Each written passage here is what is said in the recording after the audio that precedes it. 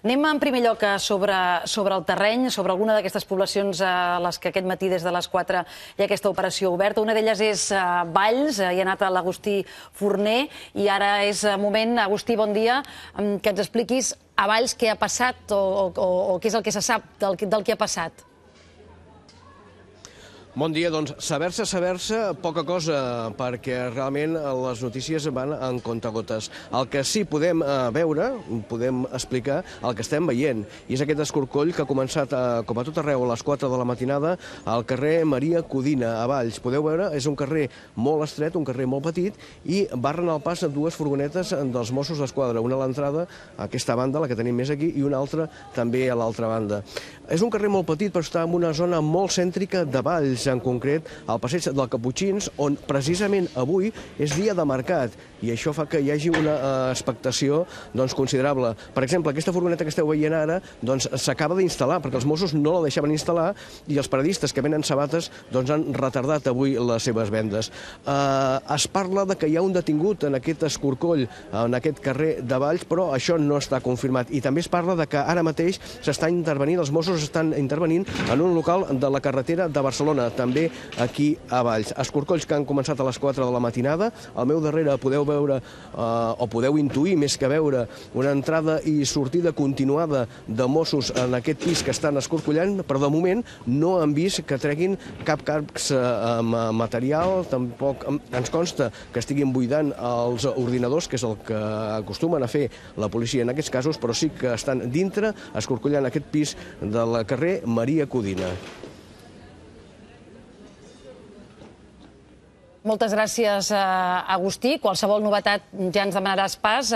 Òbviament ens ocuparem d'aquesta qüestió en aquesta primera part segur de la tertúlia. Un altre dels llocs on, de fet, com a mínim al matí se'ns deia on hi havia hagut més escorcolls era a Terrassa, fins a 7. El que ha passat a Terrassa ho ha seguit la Fina Brunet des de primera hora. Fina, bon dia. Alguna novetat?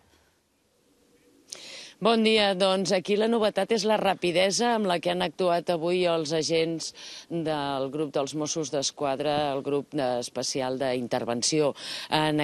Principalment els escorcolls s'han fet en el barri de Can Anglada. Hi ha fins a 7 punts, 7 adreces diferents que ens han facilitat d'on hi havia escorcolls i nosaltres hem arribat primer en aquest punt on ens trobem ara, que és el carrer del doctor Aymeric i Gil-Abertó. Aquí hi ha hagut una detenció i la segona detenció, que ha estat la que ha passat a partir de 2:45 de 9 del matí, ha estat en el carrer que just fa cantonada al darrere nostre, el carrer Sant Crispí. Era un carrer on hi havia 3 furgones del grup especial d'intervenció, s'han tret força material prèviament a la detenció, que s'ha anat carregant al dalt d'un cotxe, i després han tret una única persona. Un cop l'han pujat, se l'han endut. És a dir, que en poc més de 4 hores han tingut resolt l'escorcoll que deien s'estava fent a 2 vivendes d'aquest carrer Sant Crispí. Mentrestant, com dèiem, poc abans de les 8 del matí, faltaven uns 10 minuts aproximadament, des del carrer Doctor Aymeric, hem vist com començaven a treure també primer diversos paquets, bosses blaves i caixes de cartró, una caixa molt gran de cartró, i posteriorment ha sortit també un home detingut. Aquesta persona que han detingut, la imatge que donava era més allò d'una persona prima, un home relativament jove, amb barba, amb ulleres, així amb una pinta més d'intel·lectual. Ha sigut superràpids, donava, dèiem, una mica la impressió que volien tenir enllestit realment el que era l'escorcoll i la detenció abans no es despertés al barri. Un cop se n'han anat les furgones, aquí hi ha quedat la tranquil·litat i també l'expectació, perquè n'hi ha hagut i força. Recordem que al barri de Can Anglada hi ha una important comunitat àrab i ja han viscut en altres moments altres detencions. Fa 2 setmanes, 2 carrers més amunt, també n'hi va haver una altra, segons ens explicaven els mateixos veïns. Pel que fa als altres punts on hi haurien hagut escorcolls també, hem visitat un parell de punts i ja no hi hem trobat res. Per tant, aquí sí que n'hi ha hagut moltes d'escorcolls, de punts on han actuat els Mossos, però ho haurien fet tan de pressa que alguns fins i tot ens haurien arribat a passar desapercebuts. Recordem que l'operació aquesta que està en marxa des de les 4 de la matinada seria la culminació d'una investigació que ja fa un any que s'estava portant portant a terme i que va tenir un punt d'inflexió important en unes detencions que es van fer a Bulgària de 3 persones que procedien de Catalunya, 2 concretament d'aquí de Terrassa i una de Monistrol de Montserrat. També s'està parlant que aquesta cèl·lula, les persones que detindrien avui en aquestes 9 persones confirmades serien més del que seria l'organització de la cèl·lula, que serien ja un nivell més elevat que no pas gent que estigués preparada per anar cap a Síria. Fins i tot se'ns ha comentat que els Mossos consideren, ja que estem en alerta 4 de 5 punts pel que fa a l'alerta jihadista, que podrien haver arribat a preparar algun tipus d'atemptat per fer-lo aquí a Catalunya. De moment aquesta és la informació que hem pogut anar recollint fins ara, però com també deia abans l'Agustí, pel que fa a la informació aquí a nivell oficial és força escassa.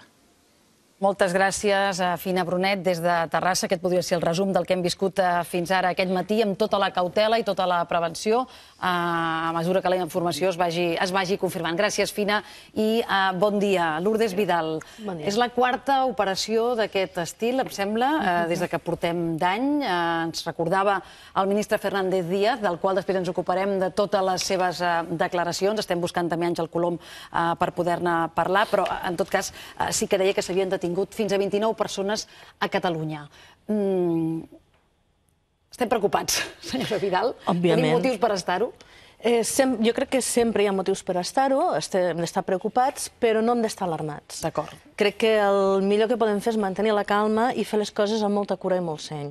Perquè de vegades, si ens esverem excessivament, si traiem conclusions massa precipitadament, si fem una sobreavaluació el risc hi és, i el risc zero no existeix. I és evident que hi ha un cert focus que està situat a casa nostra, que com a mínim ens destorba i ens consterna una mica, però hem d'intentar ser molt curosos a l'hora de fer el tractament d'aquest tema perquè això no pugui provocar un cert efecte bumerang. És a dir, per exemple, ara parlàvem d'aquest barri de Terrassa, de Can Anglada, no? Ja hi va haver unes detencions fa poc, ara unes altres. Si comencem a criminalitzar en excés el barri, el que podem fer és provocar que la gent que viu aquí, que no té res a veure amb això, se senti objectiu de crítica, se senti estigmatitzat i, per tant, al final acabem provocant un efecte no desitjat, que és fer que aquesta persona se senti exclosa, se senti marginada i, per tant, se senti atreta per algun tipus d'ideologia que li pugui donar un encaix millor del que li podem oferir nosaltres. Per tant, hem d'intentar buscar l'equilibri, la seguretat és important, les forces de seguretat han de fer la seva feina molt curosament, amb molta prudència, perquè, a més, la informació que puguin extreure d'aquestes detencions és clau. Clar.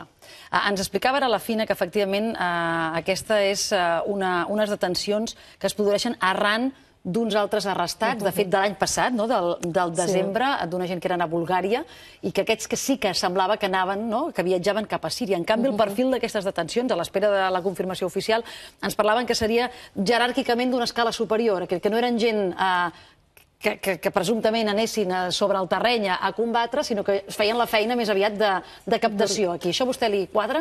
A mi això em quadra perquè, de fet, estàvem veient com hi havia un flux més o menys repetit, reiterat, de gent que se n'anava cap a Turquia, sobretot per entrar cap a Síria. Això vol dir que hi ha algú que està més o menys organitzant aquest tipus de viatges. Sí que és veritat que en aquest cas, en el cas de Síria, és molt fàcil viatjar fins a Síria.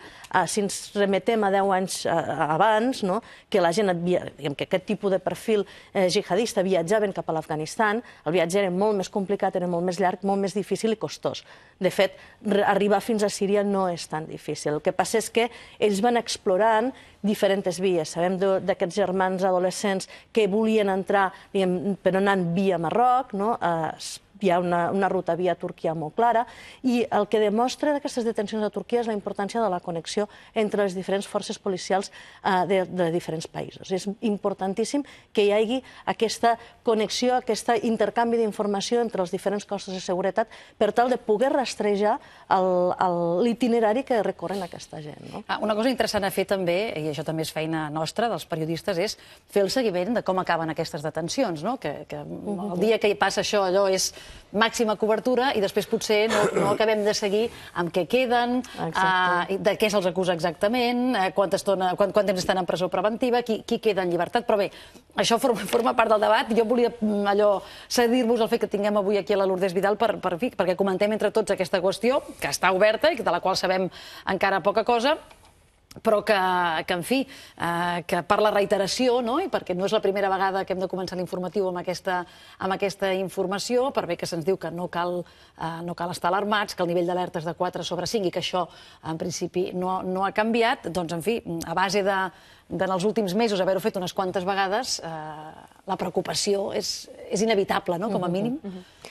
Jo crec que, en la línia del que deia ella, aquesta preocupació existeix i, a més, les declaracions que hem sentit abans del ministre a mi m'han semblat especialment greus perquè ha criminalitzat tota la població musulmana i ha dit que a Catalunya hi havia 1/3 de la població musulmana que resideix a l'estat espanyol. A mi em sembla que això és molt més greu que qualsevol altra estigmatització que es pugui fer d'en quin barri estan ubicades aquestes detencions. Això és deixant a banda els deliris polítics de si una fundació que integra musulmans els adoctrina en l'independentisme. A mi em sembla que això, un ministre, per mi això és un motiu molt greu i que s'hauria de plantejar si un ministre de l'Interior ha de criminalitzar tota aquesta població i ha de donar aquest missatge d'alarma absoluta, perquè el missatge que dona és si vostè té un musulmà al costat, pot tenir un terrorista al costat. Això és realment perillós. Jo crec que això és el més greu de tot. Fem una cosa, reescoltem les paraules del ministre. N'hi ha unes que van dirigides a la fundació que presideix Àngel Colom, al qual estem buscant, però efectivament ell ha fet una reflexió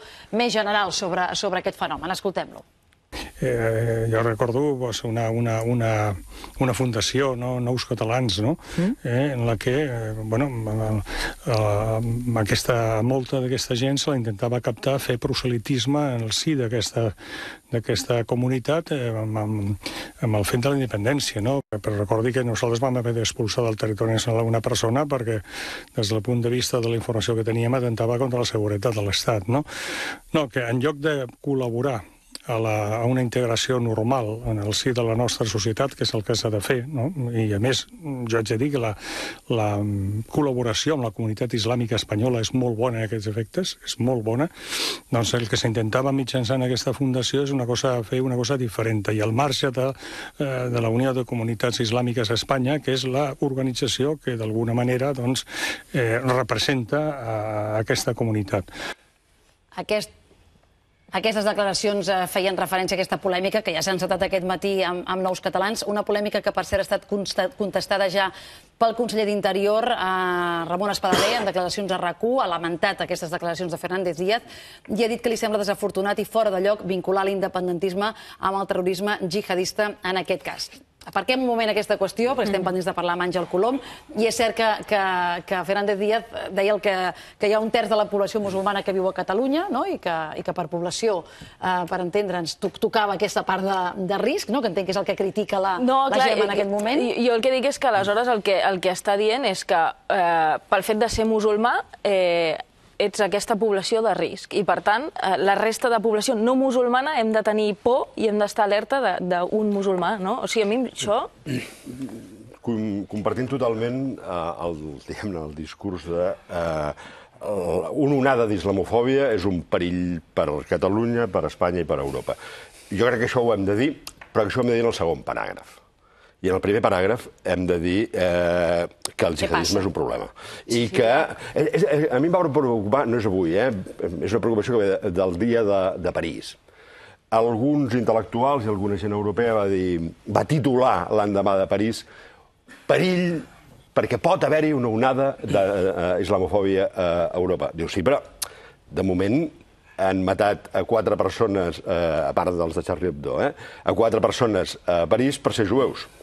Per tant, la primera és dir, problema, perquè ja no pot arribar a haver-hi. Hi ha una onada d'antisemitisme a Europa, que ha portat 4 morts.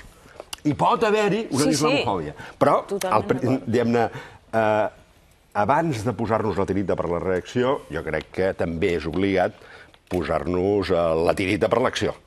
I, per tant, no, en aquest cas no hi ha acció, no hi ha acció visible, però en el cas de París sí que passava. La islamofòbia és un perill, però diguem-ne, l'islamisme polític, l'antisemitisme en el cas en què això va associat. Són no perills en el futur, són perills en el present i en el passat.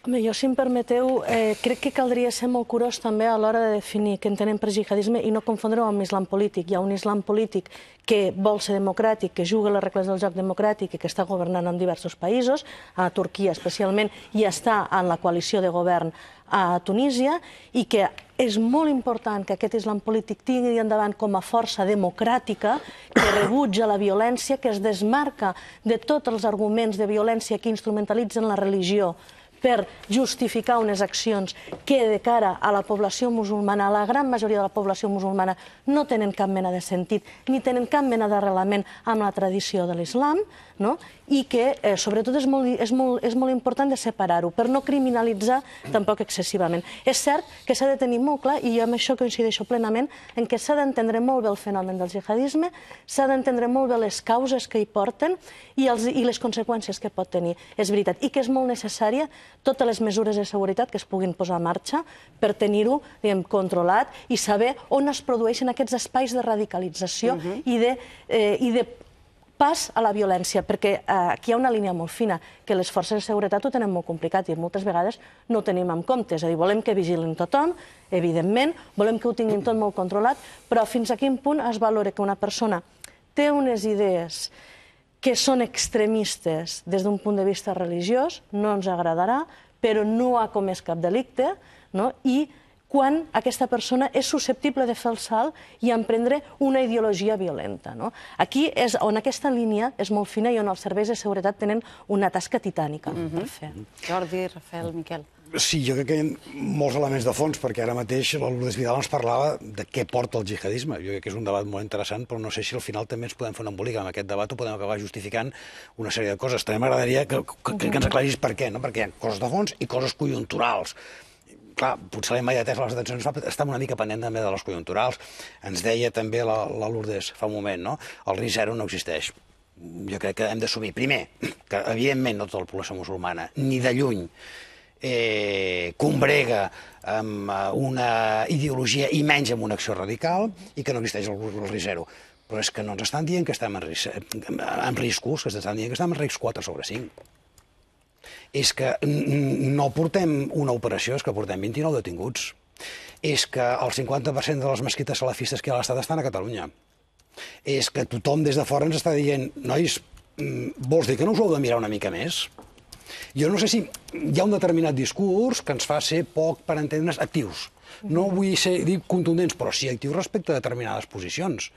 Perquè al final, potser, diu, escolti, mentre això signifiqui, i sé que el que diré ara és delicat, però jo crec que forma part de la nostra actitud respecte a aquest fenomen, mentre això signifiqui exportar terroristes, el fenomen té una consideració. En el moment en què això impliqui o pugui implicar que les accions estiguin a dintre de casa, en tindrà una altra. No sé si arribarem tard. El tema de fons és la islamofòbia, perquè jo crec que l'estratègia del jihadisme és justament aquesta. O sigui, com més els ataques, com més els detens, més creix el viver. I, és evident, més es tanca en si mateixa la comunitat, més candidats a fer de legionaris de l'estat islàmic o ser candidats a actuar aquí. Perquè de moment sembla que estem detenint captadors de legionaris, diguem-ne. Però és que el problema més greu és que deixin de captar gent per enviar fora i organitzen les cèl·lules aquí. Com es fa això sense crear islamofòbia? La pròpia manera d'actuar de la policia la crea, crec. O sigui, la policia ha perdut un dels valors que anava associat a l'eficàcia, que és la discreció. O sigui, és evident que després hi ha la transparència informativa, però hem de consumir les dues coses. Diguem-ne, què més em dona a mi que detinguin avui 14 sospitosos amb càmeres o sense? Ajuda o no ajuda, diguem-ne, aquest moviment de transparència a crear islamofòbia? I com perjudica això l'eficàcia de la policia? Estem tots una mica presoners de tot. O sigui, la gent vol saber que s'actua, els hem de dir que s'actua, però com més diguem que s'actua, probablement més tanquem a la comunitat en si mateixa. Per tant, aquí tenim un problema, a part del tema específicament terrorista, diguem-ne, però hem entrat en el món, la policia ha entrat en el món de l'espectacle. I això, diguem-ne, ho hem de considerar un dia al marge de si és per jihadistes o és per qualsevol altra... Hi ha un tant de l'acció policial que és la intimidació, és a dir, tu, si et posen al tanto que hi ha un radar, aniràs més a poc, no? Al tanto que la policia actua, jo crec que tu pensaràs dues vegades. Sí, però després anem a tancar-los en si mateixos, Anem a l'islamofòbia. Però aquí hi ha un punt intermig, és a dir, perdona... No comparteixo aquesta impressió. És a dir, jo crec que la islamofòbia s'anima més en la sensació d'inseguretat de la població que amb la sensació de seguretat. I veure la policia actuant genera... És a dir, quan tu vas a un lloc, vas a un camp de futbol i veus allà la policia desplegada, dius, home, és més improbable que hi hagi... Pels que estem a l'altre costat de la xarxa, però pels que se senten rodejats creix la possibilitat que siguin candidats acceptats, No parlaves d'islamofòbia i això és aquesta banda de la xarxa. Però vull dir que hem d'anar... Jo crec que hi ha més possibilitat de ser islamòfob si dius, ostres, estic desprotegit, que si... Jo crec que aquestes operacions tenen dos objectius. Un, actuar, i un altre, dir-nos que s'actua. I aquestes són dues accions habituals. I el tercer perill, perdona, és magnificar-ho. Que és quan anem a creure que el perill... Però si fins ara ho hem minimitzat, Jordi, no ho hem magnificat. És a dir, perdoneu, escolta, ens en rèiem. El comando d'Ixant, no sé què, jaja, doncs no senyor, van ser sentenciats, condemnats per l'intent d'estar preparant un atemptat al centre de Barcelona. I avui, a la memòria dels catalans, això no existeix, ho hem esborrat. És a dir, jo no estic... Crec que és al revés, jo crec que minimitzem els riscos. Tenim una autoprotecció i segurament hi ha una part positiva, però crec que fer-ne un accés ens fa vulnerables. Miquel. Sí, jo sobre això últim crec que una actuació policial a les 4 de la matinada, per definició, és espectacular o té el seu grau d'espectacularitat. Després es podria reflexionar, no? Però jo, sobre si és millor, si és pitjor, quines conseqüències té, però jo li vull fer una pregunta a la Lourdes, no? A veure, davant de fets com aquests hi ha molta gent que se sorprèn, no? Hi ha molta gent que reflexiona i arriba a la conclusió, hem escoltat moltes vegades, ha fallat la integració d'algunes persones, no de tot el col·lectiu, quedi clar, ha fallat la integració. I jo li pregunto, és possible la integració d'alguns individus? Perquè, clar, una segona pregunta, també molt relacionada. Jo veig que, per exemple, els budistes, els creients budistes, no generen aquesta mena de comportaments, mentre que els islamistes sí. Hi ha alguna cosa aquí que potser se'ns escapa. I, finalment, vostè, a l'última intervenció, ha parlat de les causes del jihadisme. I jo, al escoltar la paraula causes, o l'expressió causes del jihadisme, no és que m'hagi espantat, però sí m'ha preocupat, perquè algú podria arribar a pensar que quan tu dius és que la causa d'això és això, és com si fos una mena, diguem, de justificació de baixa intensitat. No ho dic naturalment per vostè, però hi ha molta gent que busca les causes. No és allò que es va posar, diguem, de moda als Estats Units quan els atentats de l'11S, que era la que en el seu temps es va anomenar la teoria del però. No, els Estats Units no han fet res, però... En la qual cosa, l'ombra de la sospita sobre vés a saber què, i a mi això em preocupa molt. D'una banda, crec que qüestionar tot el que són els models de convivència és enormement perillós. És a dir, quan evidentment parlem d'integració, aleshores esperem que una persona vingui i s'integri, és a dir, faci tot aquell procés perquè encaixi a la nostra societat. També hem de tenir en compte que hi ha d'haver un quid pro quo, és a dir, que hem de fer un esforç perquè aquesta persona tingui un encaix, no? I això és la convivència. Evidentment, no hi ha models perfectes, però carregar-se tots els intents de convivència multicultural, per dir-ho d'alguna manera, perquè hi ha uns fenòmens com aquests, és enormement és molt perillós. Per què? Perquè exclou directament, no? És a dir, impossibilita aquesta convivència. Al final, la realitat és que, sigui com sigui, no vivim en un compartiment estanc. No podem aixecar unes valles i viure absolutament aïllats de qualsevol influència externa, positiva o negativa, no? Aleshores, hem de trobar una manera en què aquest encaix sigui possible, i segurament hi és. De fet, hi ha molts països que han posat en marxa estratègies de prevenció de la radicalització, treballant en l'àmbit de barris, en l'àmbit de comunitats, treballant amb les representativitats. Això hi ha un problema. Parlem de la comunitat musulmana i en realitat no hi ha una comunitat musulmana estructurada. la majoria, segurament la gran majoria d'aquesta gent que està detinguda no sent que tingui un interlocutor, és a dir, no sent que tingui un representant que el representi amb ell, o en algun moment no l'ha tingut. És a dir, estem posant el pes d'aquest col·lectiu de musulmans en unes determinades persones i moltes vegades hi ha poca capacitat que aquestes persones siguin representants i a vegades aquesta comunitat ni està estructurada ni està articulada. Possiblement, si estigués articulada i, per tant, per exemple, una de les qüestions que expliquen, quan jo vull dir les causes és que cal entendre, perquè una cosa no es pot combatre sense entendre-la, i cal entendre per què una persona fa aquest trajecte vital i arriba i passa aquest procés. Hem d'evitar, i jo crec que hem de ser molt curosos, i està molt clar, hem d'evitar dir que hi ha un pecat original de l'islam que fomenta aquesta violència. Perquè això no és així, perquè això és criminalitzar el 90 i tants % de musulmans que hi ha al món que no comparteixen aquesta visió. I això és posar en perill, tensar encara més les cordes, que és molt més perillós. Llavors, crec que és important entendre per què es produeixen aquests processos, sense justificar-los, sense donar-los per bons, sense disculpar. No cal disculpar ningú. Però és important saber per què una persona ha arribat a tenir aquesta visió del món i ha arribat a estar disposada a anar-se a morir a Síria o a l'Iraq per una causa.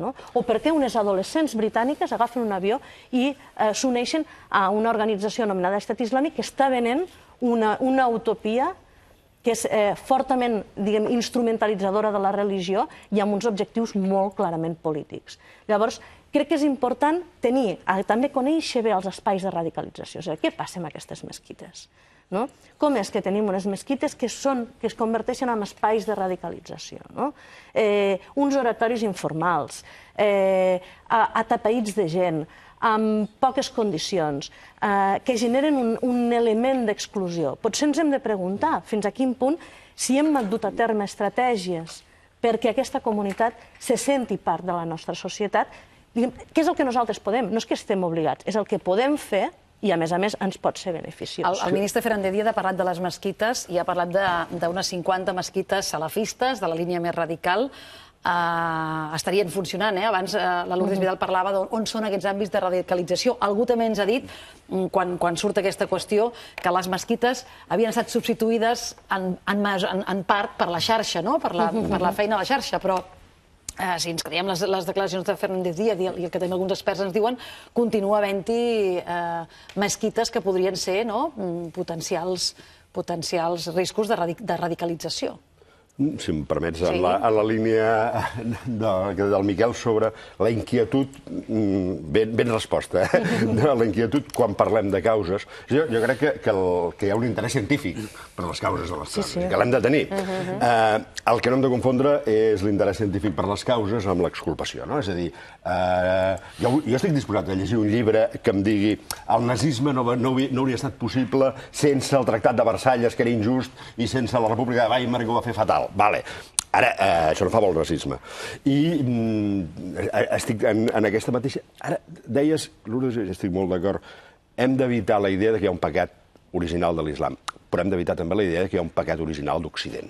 No, en absolut. Perquè a vegades es produeix en el mirall l'altre dir, escolta, això és culpa nostra, el colonialisme, la nostra exclusió de les comunitats, la nostra... Ei, no hi ha un pecat original d'Occident. Occident té un model que déu-n'hi-do, I per tant, que jo crec que ens hem d'enorgullir quan funciona i que hem de millorar quan no funciona. Però que no és, ostres, tu, al cap i a la fi és culpa nostra. No és culpa nostra. D'acord, pecats originals no n'hi ha, diguem-ne. Ara, el fanatisme és igual en un costat que tots els altres costats, diguem-ne. Hem viscut fanatisme. És a dir, que no vam enviar fanàtics religiosos a lluitar contra l'islam. Ja l'hem viscut, el fanatisme, de tota la nostra història, per descomptat. El que no podem acceptar és el fanatisme. I l'altra cosa és aquesta idea de la integració. La idea de la integració, que és teòricament, diguem-ne, la crec que és correcte, té un problema. Aquesta gent, molta d'aquesta gent, no de la comunitat àrab, sinó totes les comunitats del món, quan venen al nostre país, no venen al nostre país perquè es volen integrar al nostre país. Som instrumentals, nosaltres. Venen al nostre país quasi per un factor aleatori, diguem. Ells no venen a integrar-se. Ells venen a sobreviure, segurament de pas, Per tant, quan nosaltres diem, heu d'integrar, bueno, integrar, nosaltres passem per aquí, no sé per què ens hem d'integrar. La idea del... Potser, diguem-ne, el model americà, el del melting pot, diguem-ne, és el model, diguem-ne. O sigui, als Estats Units no pretenen integrar ningú, o sigui, cada un fa la seva vida, diguem-ne, i no, és molt francès, això, de la integració. I no sabem si és el camí, sabem que hi ha diverses vies, no sabem si la via francesa, per dir d'alguna manera, és la millor via per evitar... Sabem que no funciona. Els francesos ho diuen.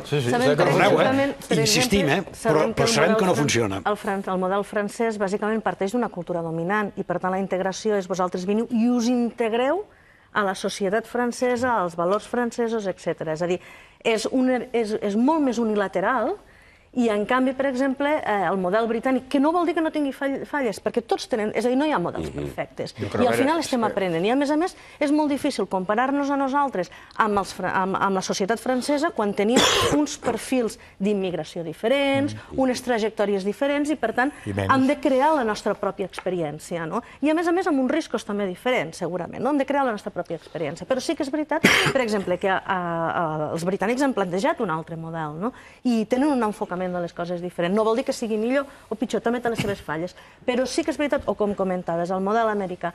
Doncs als Estats Units s'ha fet molta feina, també, a pesar de tot, a pesar de tot l'argumentari polític que hi pugui haver, s'ha fet molta feina perquè hi hagi una convivència i un diàleg amb associacions musulmanes, per exemple, amb associacions de musulmans. Què fem, per exemple? Si criminalitzem, que aquí és el risc, les associacions musulmanes, qui voldrà anar a parlar amb una associació musulmana, amb el risc que allà dins hi pugui haver algun element que al final acabi radicalitzant-se? Ningú voldrà tenir aquest contacte. Jo sobre això que dèieu de la integració estic d'acord. Hi ha diferents maneres d'integració i qui no es vol integrar no és que no s'integri, ell sabrà.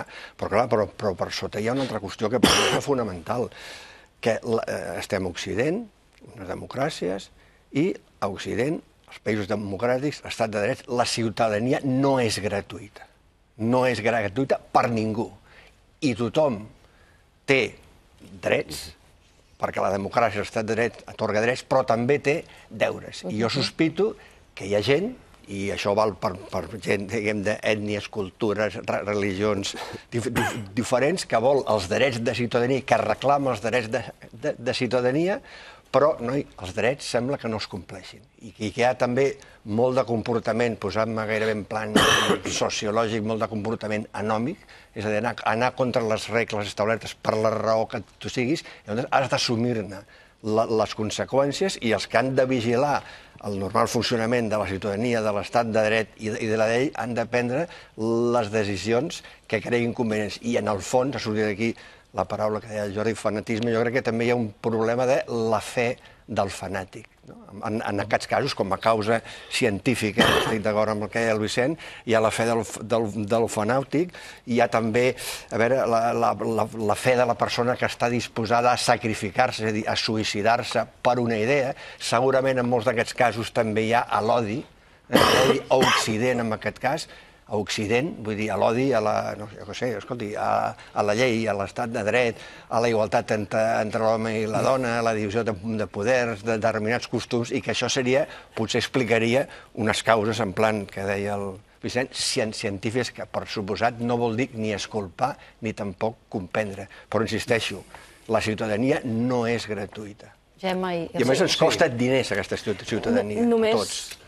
Només referent a aquest concepte d'integració, jo crec que, a veure, la integració 100%, si no és impossible, és molt, molt difícil i depèn molt de la voluntat de la persona que arriba. Jo crec que la fórmula que podria funcionar millor seria crear una sèrie de llocs comuns, que és el que deia ell, no? Hi ha una democràcia, hi ha unes regles de joc bàsiques i a partir d'aquí tothom ha d'estar en aquest espai i qui vulgui ampliar l'espai que ho pugui fer, però també, per una banda, és legítim que qui vingui de fora pugui conservar trets de la seva cultura, sempre i quan no atentin contra aquests espais comuns, i que el país receptor també pugui mantenir la seva identitat. Jo crec que aquesta és la gran dificultat, o sigui, aconseguir que hi hagi aquest espai comú i a partir d'aquí que es vagi fent més gran o no. Deies, ve gent de pas, doncs aquesta gent de pas potser només li interessarà estar en aquesta franja i la gent que s'hi vulgui quedar per sempre acabarà ampliant aquest espai, no? Però realment és molt difícil que una persona que ve d'una cultura molt diferent arribi aquí i en 2 dies acabi assimilant-se en el nou... I que potser tampoc és el que s'ha de fer, no?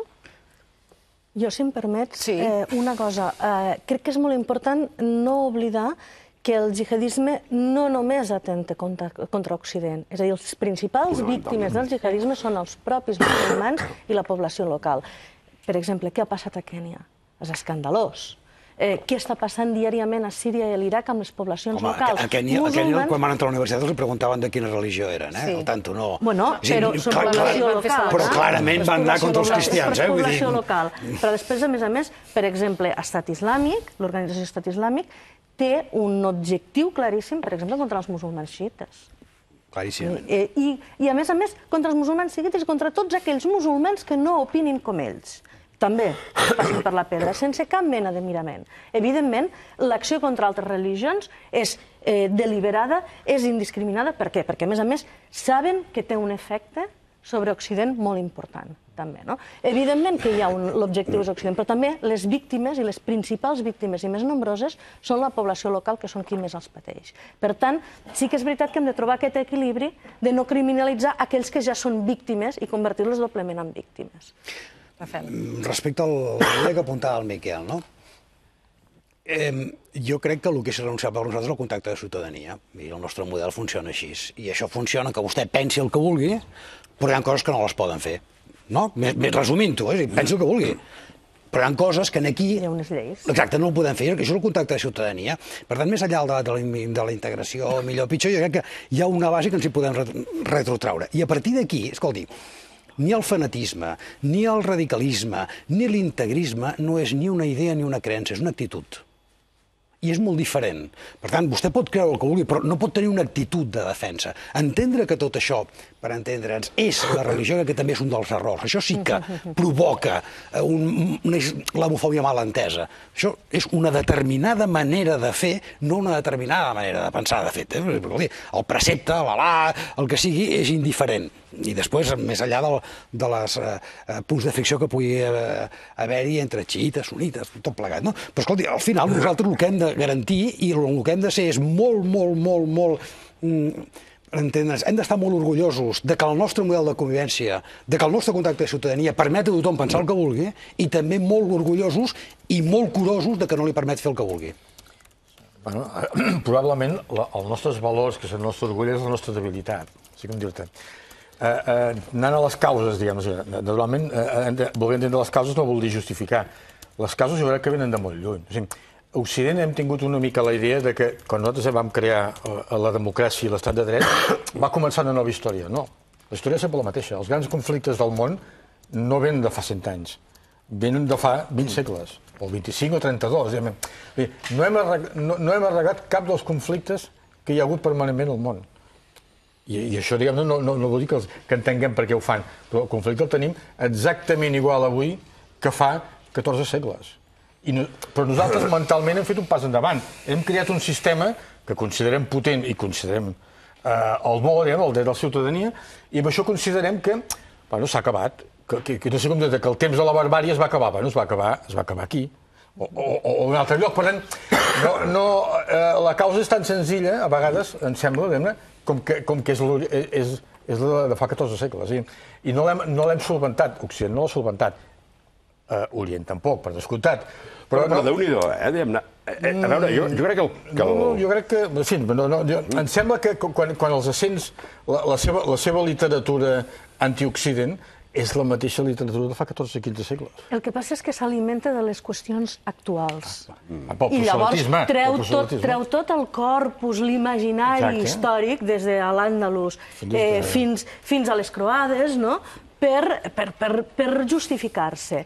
Però jo crec que és molt, molt, molt important, d'una banda, tenir en compte que és veritat, la ciutadania imposa uns drets i uns deures, però moltes vegades, i no vull disculpar, no vull dir, pobrets, és que clar, estan exclosos i per tant és normal que es tornin uns violents. No, en absolut. Però sí que és veritat que moltes vegades aquests drets de ciutadania no són iguals per tothom, moltes vegades hi ha una manca d'oportunitats, hi ha una manca de capacitat per exercir una vida digna i això pot ser pot estar en el fons d'aquests processos de radicalització. Hem d'entendre tots els elements polítics. Per això ens pot passar que des d'aquest mateix punt de vista, per entendre'ns, entenguem o disculpem l'aparició de nous radicalismes d'altra índole a tot arreu. És que no l'hem de disculpar, en absolut. Que hi ha un problema religiós de fons, diguem-ne, i que és un problema que han patit en una fase o altra totes les religions, sobretot les monoteistes, que és convertir els pecats en delictes.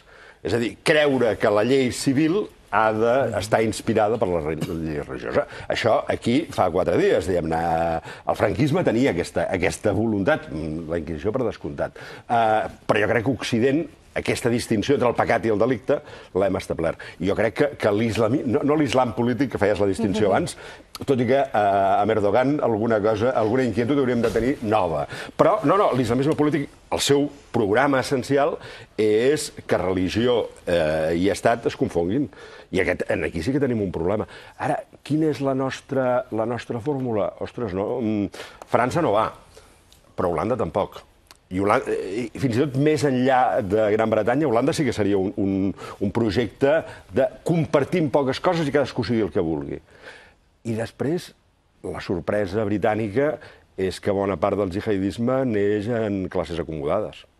Però, per exemple, perquè jo crec que el fenomen del jihadisme ha anat canviant en els darrers anys, en l'última dècada, i ens hem quedat una mica obsolets a l'hora d'analitzar aquests processos. Dic, cal entendre'ls per poder combatre'ls. Aleshores, fa 10 anys teníem una organització que era Al-Qaeda, amb un component teològic molt important. Ara veiem l'Organització d'Estat Islàmic, per molt que hagi proclamat un califat i que s'hagi emparat de tota la terminologia religiosa per justificar-se, la realitat és que el component teològic és molt més feble. És a dir, per exemple, abans un candidat, el que diuen, un candidat a fer el jihad, havia de mirar aquell vídeo de Bin Laden on Ayman al-Zawahiri, que és el número 2, actual líder d'Al-Qaeda, doncs clavava un sermó d'una hora i mitja sobre temes religiosos. Ara, tota la propaganda enormement efectiva que fa l'Organització Estat Islàmic no té en compte, gairebé no té profunditat teològica. I estan produint videoclips que arriben amb un públic que, si els veiem, és a dir, a nosaltres ens arriben molt els vídeos de les decapitacions, el que realment, a més, està adreçat a nosaltres. És a dir, que ara venim per vosaltres i mireu el que som capaços de fer. Però hi ha tota una altra producció de propaganda que està clarament adreçada a això i que expliquen per què unes noies de classe mitjana, britàniques, formades i educades, agafen un avió i se'n van a Síria. Amb uns nois joves, guapos, podrien ser sortits del Born perfectament, amb una meleneta, les seves barbes, que van explicant, uns vídeos on hi ha uns nens que mengen uns gelats, que Estat Islàmic proveeix, uns mercats plens de menjar, una visió absolutament distorsionada del que és la realitat i que gairebé arriba a un punt que els Kalashnikov i les armes ni les veus, perquè presenten un món idíl·lic, un món on tu encaixaràs. I, a més, en allà tindràs una família, una casa, un sou, una feina i, a més, serviràs Déu. És perfecte. I la profunditat teològica és molt més feble. És la terra promesa, Han passat del poder invisible d'Al-Qaeda, diguem-ne, a oferir una terra promesa. Un estat. Un estat. I això és molt factible. La terra promesa, diguem-ne, té una capacitat d'atracció extraordinària. I després ells s'emparen de tota l'argumentació política i és aquí on sí que crec que hem badat considerablement, s'emparen del...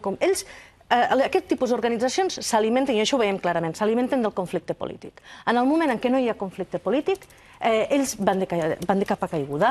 Amb les revoltes àrabs, quan la gent sortia al carrer demanant democràcia, llibertat i justícia, i ningú parlava de religió o de res, Al-Qaeda va tindre una baixada espectacular, gairebé semblava aniquilada fora del mapa. En el moment en què comença a gestar-se conflicte i violència en aquests territoris, ells tornen a fer-se forts. És un monstre que s'alimenta d'aquesta violència.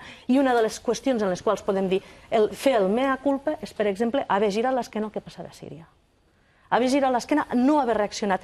Amb les eines que podíem dir, jo no estic dient una intervenció, però sí com a mínim amb les eines de la diplomàcia. Què vam fer a Líbia i com va acabar Líbia? Molt mal fet, perquè a més va ser una intervenció deixant un país desmantellat. Què estem demanant? Una intervenció a Síria com la que va haver a Líbia? No, jo no estic demanant una intervenció, estic demanant el retorn de la diplomàcia, perquè està absolutament absent. I perquè, a més, tots els països regionals no estic només dient Estats Units i Europa són culpables, els països de la regió. Aràbia Saudita, que està fent la guerra de l'islam al Iemen. Han instrumentalitzat, i perdoneu, no és una guerra de l'islam, és una guerra de dues potències regionals per l'hegemonia. És l'Aràbia Saudita i l'Iran. A quina més conservadora i a quina més perillosa. Però amb una, diguem-ne, vestides de religió. Clar, vestit des de la religió, que és el que mobilitza.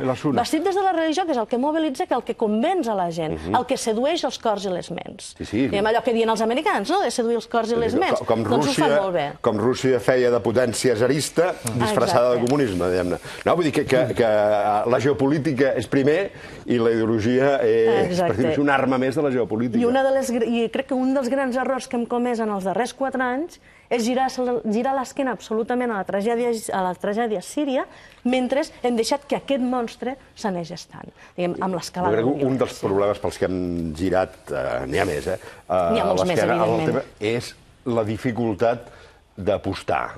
És a dir, quan tu tens dos i dius, no, mira, tu, juguen, anava a dir el Barça i el Madrid, però no és el lloc adequat. No, quan tu tens dos confrontats que dius, aquests representen uns valors més pròxims i aquests uns valors més allunyats, jugo a favor d'aquests. En el conflicte sirià, en l'iraquià, no hi ha tria moral possible. És a dir, convertir-se ara en partidaris del règim d'Assad perquè ha sortit d'estat islàmic és brutal. Això és el que estem fent, rehabilitant un règim que ha reprimit ferotgement a la seva pròpia població i que no està totalment desprovist de legitimitat. Sí, algunes paraules sobre algunes coses que s'han dit aquí. No deia el Jordi, parlava d'Occident. És veritat que no hem tingut un comportament molt exemplar. A vegades es diu, hem tingut una il·lustració. És veritat, però després de la il·lustració també n'hi han hagut comportaments bàrbars. Al segle XX hi ha molts analistes que l'acostumen a definir com el segle de la megamort.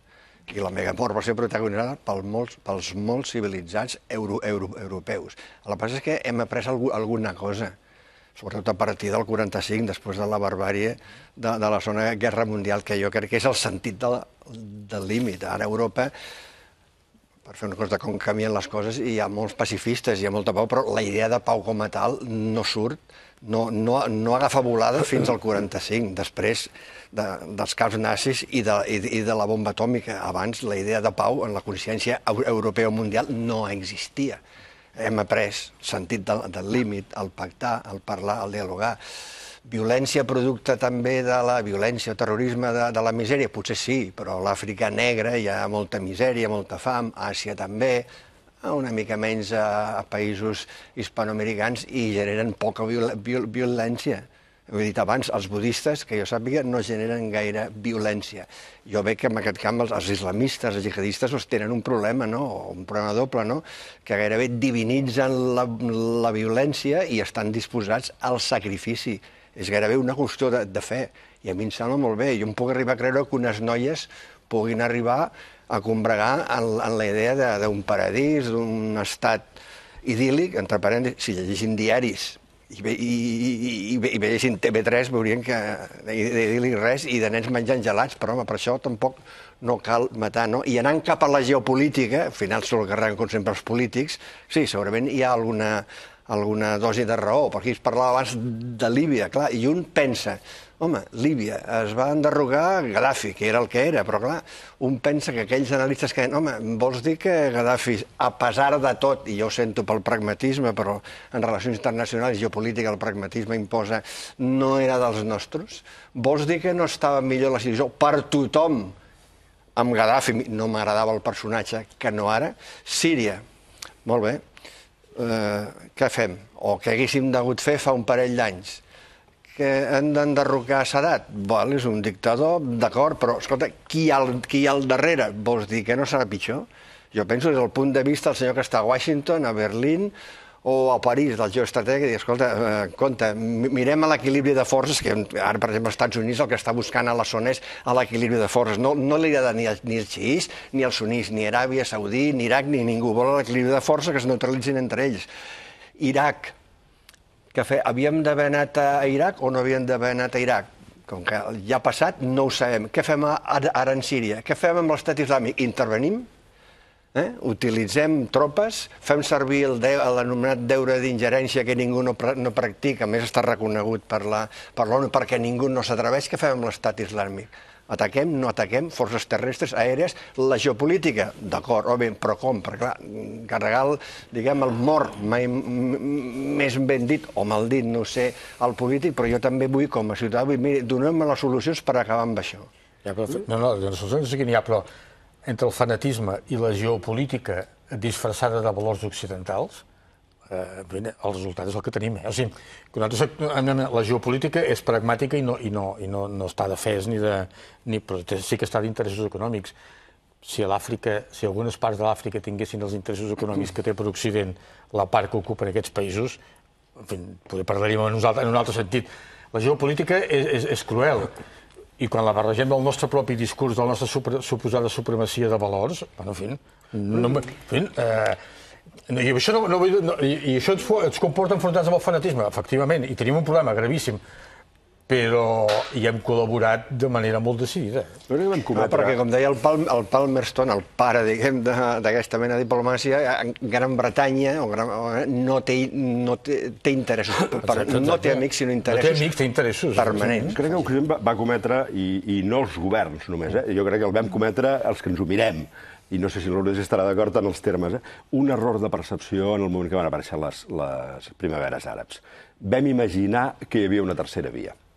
El terme allà, no el terme d'aquí. És a dir, havíem vist sempre el món islàmic, no només el món àrab, com la polarització entre les dictadures laiques, nacionalistes, d'arrel basista, i l'integrisme.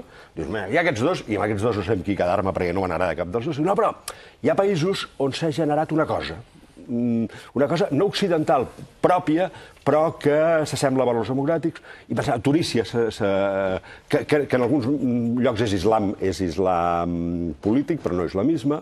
Això podia haver passat a Tunísia, podia haver passat a Egipte. No hi era.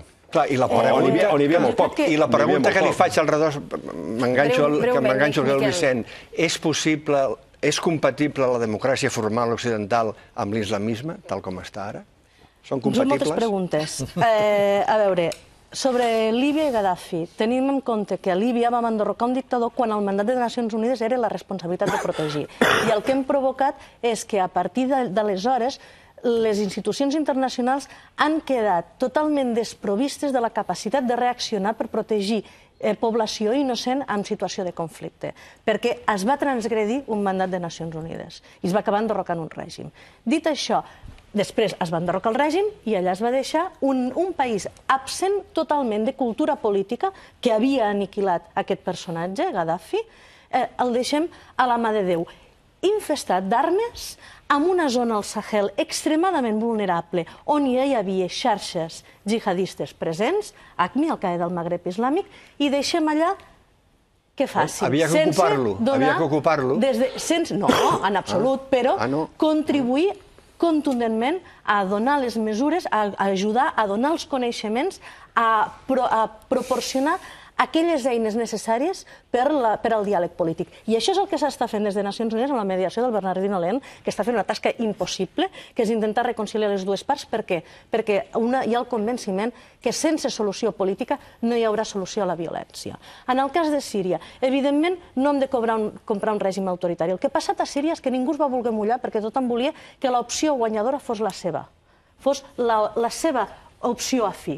Això ho van fer els saudites, això ho van fer els catarís, això ho van fer els americans, això ho van fer tots. De manera que al final van generar una fragmentació tan enorme dintre del cos, i els russos i els iranians recolzant el règim, però estic parlant de l'oposició. És a dir, no és que no hi hagués alternativa viable, és que les alternatives viables es van fragmentar de tal manera que al final no hi va haver una oposició, diguem, prou sòlida com per representar una alternativa. I després, diplomàtica i políticament, es va fracassar a l'hora de tenir un èxit en la taula de negociacions. El règim de l'Assad ha anat incomplent reiteradament les promeses que es feien. En el cas, per exemple, dels americans, no tots actuen igual. Robert Ford, que és l'ambaixador d'Estats Units a Síria en el moment de la revolta, etc., ha estat en tot moment molt crític amb l'actitud americana, russa i occidental en general, i també de la regió respecte al conflicte a Síria. No crec que ens enganyéssim, és a dir, aquesta tercera via, és a dir, existeix al món àrab. El que passa és, per exemple, a Egipte, ara mateix, sí que és veritat que s'ha reprimit l'islam polític, aquell islam polític que fins i tot per la població local era vist com a perillós perquè potser podia acabar imposant un model teocràtic que la gent no volia, perquè evidentment que tenia una sèrie de problemes, evidentment que els germans musulmans d'Egipte no ho estaven fent bé i no havien fet una transició pròpia, actuaven com a confraria i no sabien actuar com a polítics al Parlament. Això és cert, però amb la repressió i amb el cop d'estat que es va donar, només ha donat peu a una major repressió i aquesta tercera via, amb noms i cognoms, que hi són de joves revolucionaris que encarnen aquesta compatibilitat entre el fet de ser de tradició musulmana i el fet de ser democràtic, estan a la presó. A Tunísia hi ha un èxit. Hi ha un èxit d'aquesta tercera via. I probablement, com més repressió hi ha, més s'anulen tant les possibilitats que aquest islam polític jugui al joc democràtic i es pragmatitzi, que és el que ha passat a Tunísia. A Tunísia és molt menys dogmàtic i ha acabat sent molt menys pragmàtic. I ha acabat abandonant aquelles postures molt més ideològiques. Però Turquia al revés, Però Turquia al revés. A Turquia al revés, per ser que Turquia té un context laic d'estat que pressiona molt més aquests intents d'islamitzar la societat. I, a més, aquest joc s'ha de jugar a l'àmbit local.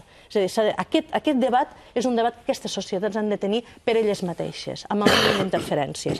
I, evidentment, jo crec que no hi ha cap mena de problema en què hi hagi un islam i una democràcia. No hi ha cap problema. Tot és una qüestió d'interpretacions i de voler realment compatibilitzar. De fet, dins del corpus religiós de l'islam hi ha molts mecanismes que podrien equivaldre als mecanismes democràtics. I al final, la religió no és una cosa immutable, és el producte d'allò que les persones ho en volen fer.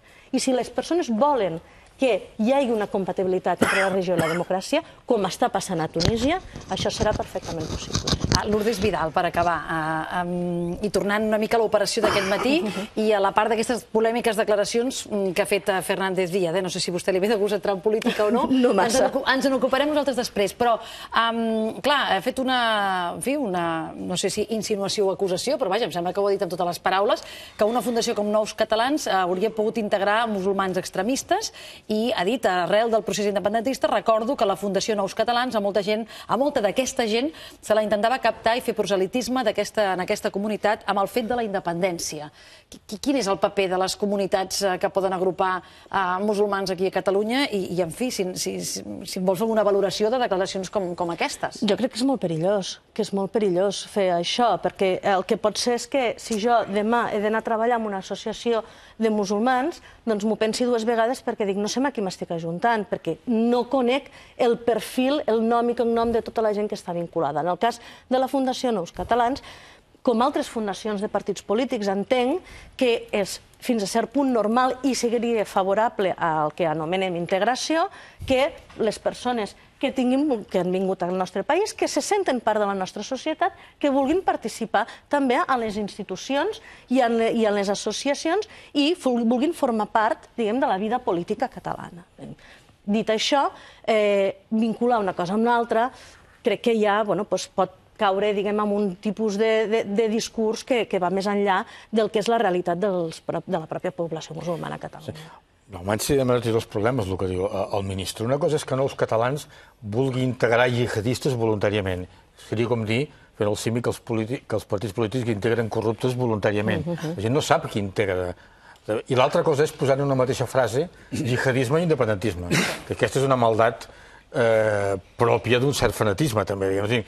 Què té a veure una cosa amb l'altra? És d'una intencionalitat que potser ara si estigués aquí diria no, és que no m'heu entès bé, però ell ha posat a la mateixa frase les dues coses, diguem, no? A partir d'un pecat original, diguem, en aquest cas, que és dir Nous Catalans integra voluntàriament el jihadisme, que això és d'una... això és d'una gravetat notable. Realment ha dit això? Perquè jo no sé... Jo estic d'acord que ell necessitaria aclarir què és el que ha dit, però jo he apuntat aquí un parell de coses. Primera, que un terç dels musulmans, ell parlava de musulmans, són a Catalunya. Si ho diu ell, deu ser veritat, vull dir, són números, són estadístiques. I després ha vingut a dir, o ha dit, que els Nous Catalans el que han volgut és, el que volen, o intenten, és captar els musulmans pel sobiranisme o per la independència. No ha dit això. Jo he apuntat això, potser se m'ha passat, i llavors hauria de dir quin és l'abast del significat de les seves afirmacions. Que en principi no seria greu que els catalans volguessin captar gent per l'independentisme. És una opció. És una opció com una altra, diguem-ne, no? Cap problema. Però aquest és el discurs tradicional. Jo crec que avui ha donat una volta, eh? És que jo no he acabat d'entendre què m'estava dient. Ha dit les dues coses. És a dir, ha parlat, quan parlava de, suposo, referint-se a l'operació d'aquest matí, ha situat una mica quina és la part de població musulmana, però no pateixis, Miquel, el tornem a escoltar, aprofitem i acomiadem a la Lourdes Vidal i quan tornem de la publicitat ens en ocupem. Això és el que ha dit Fernández Díaz pel que fa a aquesta polèmica que ja ha nascut amb nous catalans. Ara tornem.